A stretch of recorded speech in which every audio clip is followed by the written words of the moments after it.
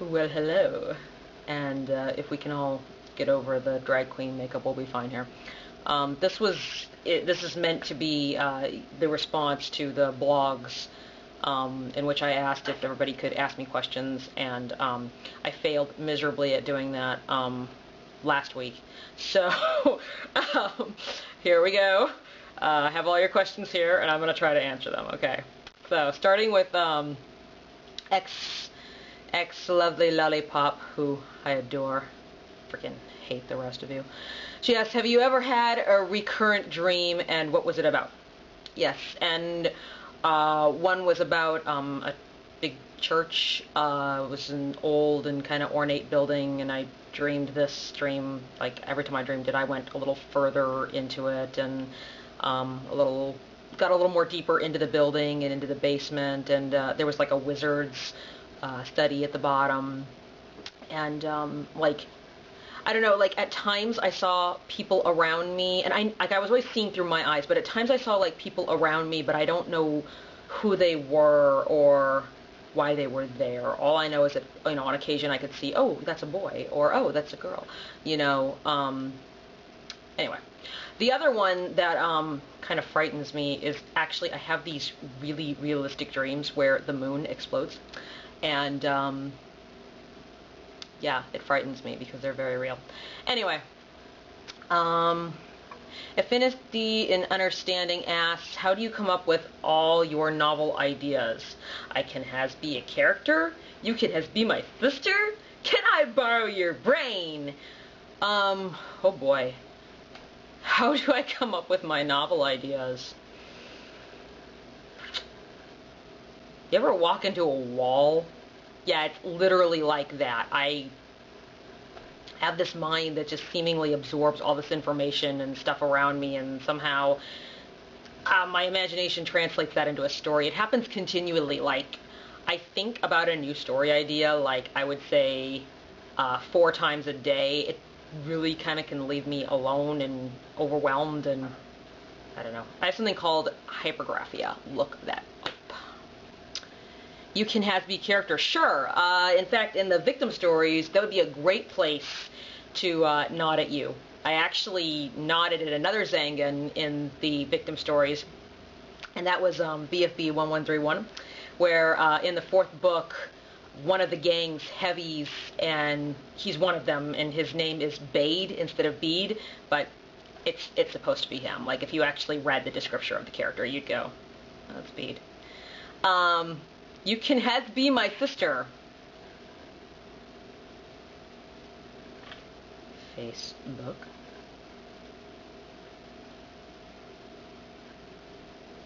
Sister request.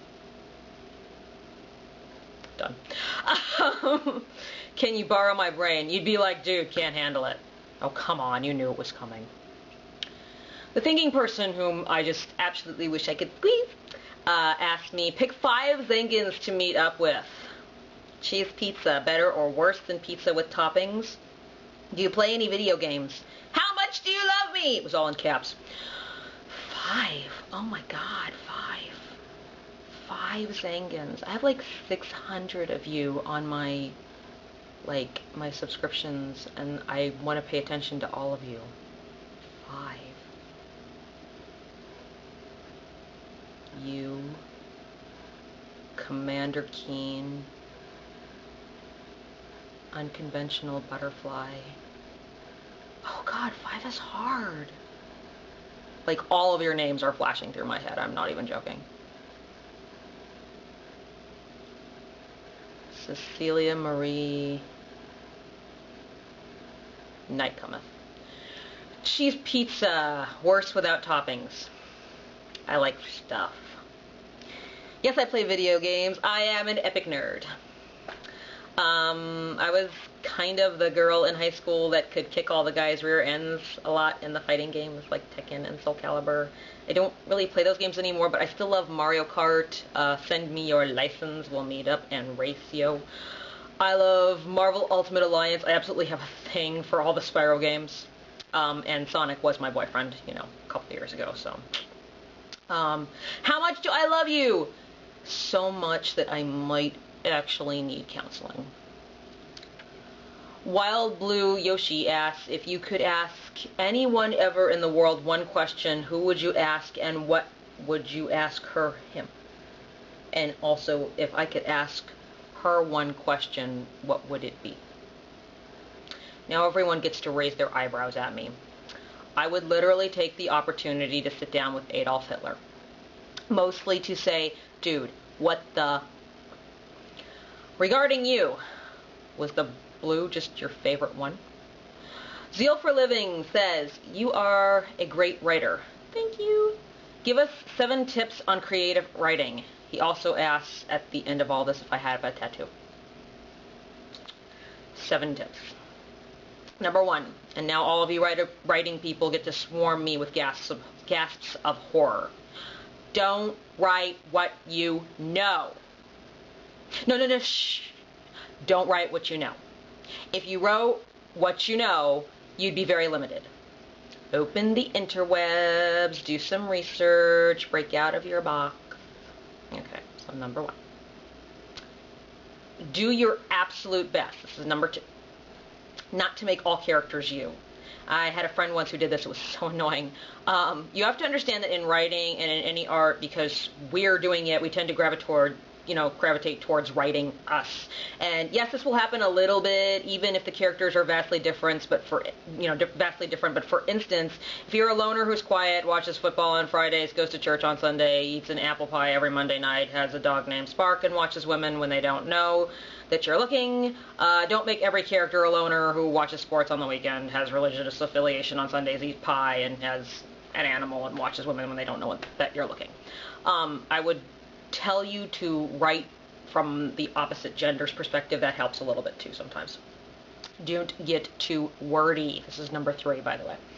It's difficult because so many people, when writing, want so badly to be poetic. If it's a fast-paced story, we don't need all the words. Some description, yes, but so often I read through somebody's manuscript or something that someone writes, and there's just a lot of words. And not that they're not beautiful, but you want to appeal to a large audience, and you really don't need to spend a page describing something, and not just describing it, but describing it in poetic similes, and yeah, some of that's fine, but... Regarding characters, number 4, unless features are necessary for us to know, we really don't need 2 pages about their looks.